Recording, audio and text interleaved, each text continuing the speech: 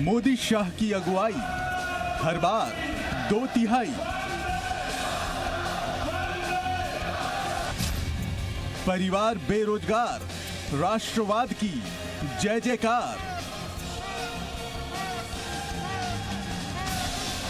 राहुल गांधी जो बयान देते हैं पाकिस्तान संसद के अंदर उनकी प्रशंसा, उसका उपयोग भारत के खिलाफ पिटीशन यूएन में करने में पाकिस्तान करना, कांग्रेसियों को शर्म आनी चाहिए, शर्म आनी चाहिए। आपके बयान का उपयोग भारत के खिलाफ। घुसपैठियों को निकालेंगे, महाराष्ट्र हरियाणा जीतेंगे। हम कहते हैं कि इस देश से घुसपैठिए हटाएंगे। ये कांग्रेस पार्टी कहती है क्यों हटा रहे हो, वो कहां जाएंगे, क्या खाएंगे, कहां रहेंगे, क्यों उड़ा। पाकिस्तान से दोस्ती, विपक्ष पर भारी, बीजेपी ने बाजी मारी। और आगे भी जो बातचीत होगी, किस मुद्दे पर बातचीत होगी? अरे बात होगी अब तो पाक अधिकृत कश्मीर पर बात होगी बहनों भाइयों, और किसी मुद्दे पर बात नहीं होगी। सावरकर का अपमान, विपक्ष भुगतेगा परिणाम। ये वीर सावरकर के ही संस्कार है जो राष्ट्रवाद को हमने राष्ट्र निर्माण के मूल में रखा है। वहीं दूसरी तरफ कौन है? ये वो लोग हैं जो वीर सावरकर को आए दिन गालियां देते हैं, उनका अपमान करते हैं।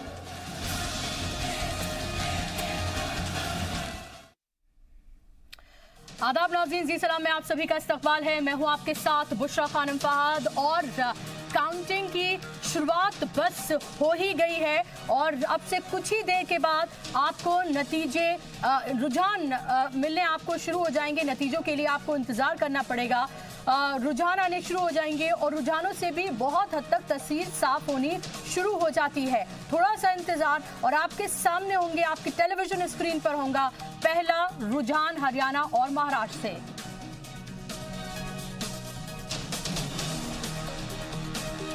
तो सबसे पहले हम आपको बताएं, जो डाक से जो वोट पड़ते हैं उसके नतीजे सबसे पहले आते हैं। थोड़ा सा आपको इंतजार करना पड़ेगा क्योंकि अभी बस काउंटिंग शुरू ही होने वाली है और उसके बाद से ही आपको पहला रुझान मिलना शुरू हो जाएगा। थोड़ा सा इंतजार करिए, चंद मिनटों का इंतजार, आपकी टेलीविजन स्क्रीन पर होगा पहला रुझान और सबको इसका बेसब्री से इंतजार है। 11 से 12 बजे के आसपास तस्वीर ये साफ हो जाएगी कि इन दो रियासतों में क्या फिर से बीजेपी बनाएगी अपनी सरकार या फिर कांग्रेस को एक बार फिर से सत्ता में वापस आने का मौका मिलेगा। ये तस्वीर साफ हो जाएगी और सबकी निगाहें इस पर लगी हुई हैं। बीजेपी से ज्यादा अगर कांग्रेस की बात करें तो उसके लिए ये चुनाव एक तरह से करो या मरो के लिए है। जिस तरह से लगातार रियासतें उसके हाथ से जा रही हैं। अभी हरियाणा और महाराष्ट्र की बात करें तो यहाँ दोनों ही जगहों पर बीजेपी की हुकूमत है और बीजेपी अपने कामों को लेकर आश्वस्त है। यकीन है उसको कि एक बार फिर से आवाम उनको चुनकर भेजेगी और राष्ट्रवाद के जो मुद्दे हैं वो लगातार इस पूरे चुनाव के दौरान छाए रहे, चाहे वो महाराष्ट्र की बात करें या फिर हम हरियाणा की बात करें। महाराष्ट्र की अगर हम बात करते हैं तो वहां पर पीएमसी जो बैंक है उसका मुद्दा हमने देखा, क्या वो बीजेपी हुकूमत के लिए भारी पड़ सकता है? क्योंकि अब तक हम बात करें 6 से ज्यादा लोगों की मौत हो चुकी है इसमें, डिस्ट्रेस की वजह से, हार्ट अटैक की वजह से, बीपी बढ़ने की वजह से, और अभी भी लोग लगातार सड़कों पर हैं। तो क्या ये मुद्दा बनेगा? क्या आवाम ने इसको लेकर वोट किया है?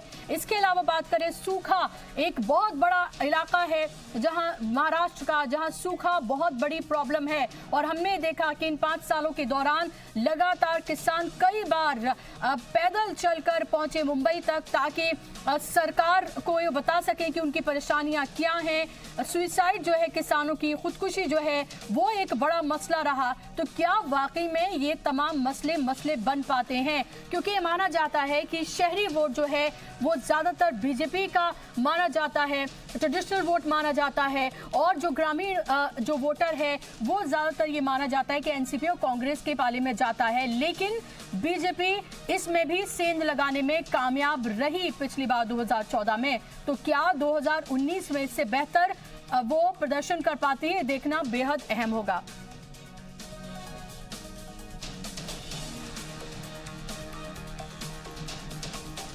और इन तमाम चीजों को सही से समझने के लिए मेरे साथ खास मेहमान स्टूडियो में जुड़ गए हैं। एजाज कमर साहब हैं, पॉलिटिकल एनालिस्ट के तौर पर मेरे साथ जुड़ गए हैं और खास तौर पर महाराष्ट्र की सियासत को अच्छे से समझते हैं। और इसके साथ साथ मेरे रिपोर्टर शुएब मेरे साथ जुड़ गए हैं रामपुर से, लगातार वो वहां से हमें अपडेट दे रहे हैं। एजाज साहब, आपके पास आऊं से पहले मैं शुएब के पास जाना चाहूंगी। शुएब, 8 बज गए हैं, सबको इंतजार था 8 बजने का कि पहला रुझान आएगा, हालांकि अभी वक्त लगेगा पहला रुझान स्क्रीन पर आने के लिए, कम से कम आधे घंटे का वक्त और मान सकते हैं कि लगेगा।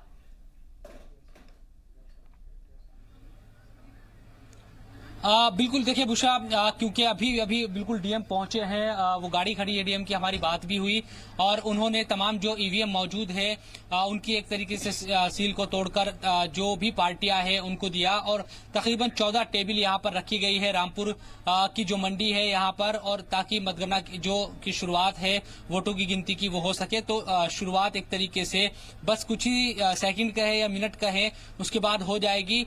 और तकरीबन जो शुरुआत की, क्योंकि अलग अलग जो ईवीएम है वो खुलती है, तो उसी से थोड़ा सा रुझान शुरुआती तौर पर पता चल जाएगा कि अभी कौन आगे चल रहा है। लेकिन ये चीजें बदलती रहेगी, 1-2 घंटे ये तमाम चीजें रहेगी, फिर 2 से 3 घंटे के बाद ये स्थिति या तस्वीर, अगर बहुत नजदीकी कुछ मुकाबला ना रहा तो शायद ये तस्वीर साफ हो जाएगी कि रामपुर से कौन आगे चल रहा है, कौन बढ़त बनाए हुए हैं।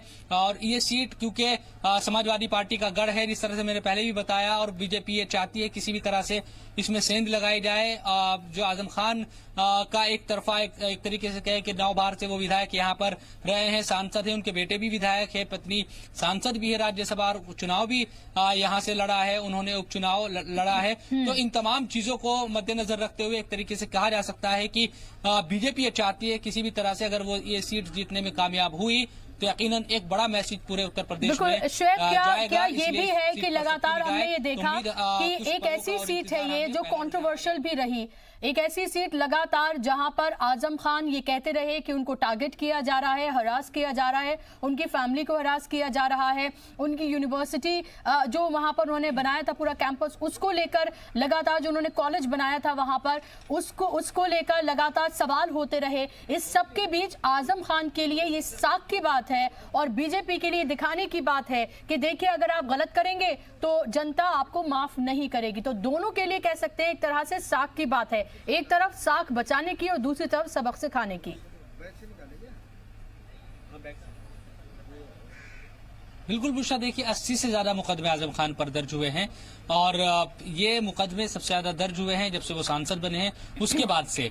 तो आजम खान ये दिखाने की एक तरीके से, क्योंकि कई रैलियों में जो रैलियां हुई और जो प्रचार के आखिरी दिन थी जब अखिलेश यादव भी आए उस दौरान भी रोए आजम खान रामपुर के जनता के सामने, और एक इमोशनल कार्ड भी खेलने की कोशिश उनकी तरफ से की गई कि उनको परेशान किस तरह से किया जा रहा है, क्योंकि उन्होंने मुसलमानों के लिए कहे कि लोगों के लिए एक यूनिवर्सिटी बनवाई और ये तमाम चीजें उनकी तरफ से कही गई। अब बीजेपी ये कहती है कि रामपुर की जो जनता है वो परेशान है, इसलिए कहीं ना कहीं जो उन्होंने उनको वोट नहीं दिया और इस बार उनका जो परिवार है वो हारेगा, ये बीजेपी की तरफ से कहा जाता रहा है। तो ये जो चुनाव है वो आज ये तय करेगा जब नतीजे आएंगे कि क्या वाकई आजम खान की जो छवि है रामपुर की जनता के बीच जिस तरह से वो चुनती आई है, क्या वो अभी भी बरकरार है। ये बात सच है कि उनकी पत्नी चुनाव लड़ रही है, लेकिन सबको पता है कि चेहरा आजम खान का है, राज्यसभा सांसद है तंजीन फातिमा, लेकिन उनका किस तरह से तमाम चीजें रही है, क्योंकि आजम खान ही एक तरीके से चेहरा है हर तरह से। तो ये भी तय आज हो जाएगा कि वो प्यार बरकरार है क्या रामपुर की जनता का आजम खान के साथ, या फिर अब चीजें बदल गई है। तो देखना दिलचस्प होगा। आमिर हमारे साथ है, हमारे जो मकामी नुमाइंदे हैं वो बिल्कुल अभी शुरुआत हो गई है। आमिर, कुछ पता चल पाया कि रुझान क्या है अभी शुरू में? देखिए, अभी चूंकि ईवीएम की सीलिंग तोड़ने का काम चल रहा है और डाक मतपत्र हैं उनकी काउंटिंग शुरू हो चुकी है। थोड़ी ही देर में पहला रुझान भी आएगा, तो निश्चित तौर पर बहुत बड़ी सीट है और पहला रुझान बहुत जल्द देखने को मिलेगा। बिल्कुल, हमारी कोशिश ये होगी बुशरा की सीट पर पैनी नजर रहे, क्योंकि जाहिर सी बात है हर कोई इस 11 सीटों पर ज़मीनी इंतखाबात है उत्तर प्रदेश में, उनके रिजल्ट आ जा रहे हैं, ये बात सच है। लेकिन रामपुर की जो सीट है उस पर सबसे ज्यादा निगाह उत्तर प्रदेश में आज रहने वाली है। तो हम भी पल पल की जो जानकारी है, जिस तरह से भी शुरुआत में रुझान आएंगे, तमाम जो नाज़रीन है उन तक पहुंचाने की कोशिश बिल्कुल। शोएब, आमिर आपके साथ मौजूद हैं, मकामी रिपोर्टर हैं, उनसे मैं जानना चाहती हूँ कि जो हमने देखा था लोकसभा इलेक्शन में कि एक तरफा बिल्कुल हम ये बात करें कि आजम खान के लिए लोगों ने वोट किया और एक तरह से उनकी साख बचाई, क्या अब भी लोगों में वही इमोशन है? आपको मैं रोकना चाहूंगी और फिलहाल हम आपको बता दें कि महाराष्ट्र में पहला रुझान आ गया है। आप अपने टेलीविजन स्क्रीन पर देख रहे हैं और पहला रुझान जो है वो बीजेपी के हक में यहां पर जाता हुआ नजर आ रहा है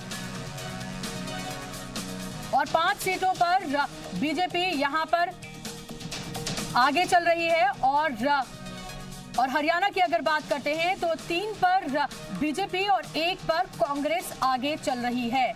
अभी ये शुरुआती, बिल्कुल बेहद शुरुआती अभी रुझान है और जो डाकपत्र से आते हैं उनको अभी खोला जाता है और उसके बाद जो ईवीएम है फिर उससे शुरुआत होती है। तो अभी ये जो रुझान है वो बहुत हद तक बदल भी सकते हैं। अभी फिलहाल हम आपको बताएं कि महाराष्ट्र की अगर बात करें तो 8 और 2 हो गए हैं, अब 8 बीजेपी और 2 कांग्रेस। और वहीं हरियाणा की बात करते हैं तो बीजेपी 3 और कांग्रेस 1 पर आगे चल रही है।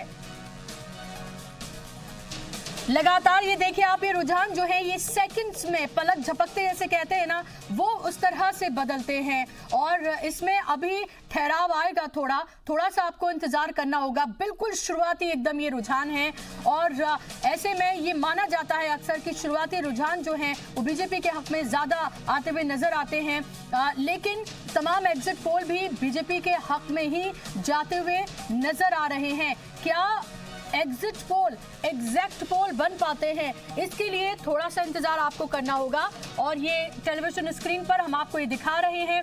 जैसे जैसे ये रुझान बदल रहे हैं या इसमें बढ़त हो रही है वो तमाम हम आपको दिखा रहे हैं। महाराष्ट्र की अगर बात कर लेते हैं 288 सीटों पर नतीजे आज आने हैं और ऐसे में बीजेपी 8 और कांग्रेस 2 पर आगे चल रही है। वहीं हरियाणा की अगर हम बात करते हैं तो यहाँ पर 3 पर बीजेपी और 1 पर कांग्रेस आगे चल रही है। हर सेकंड, हर मिनट ये जो रुझान है ये बदल रहे हैं।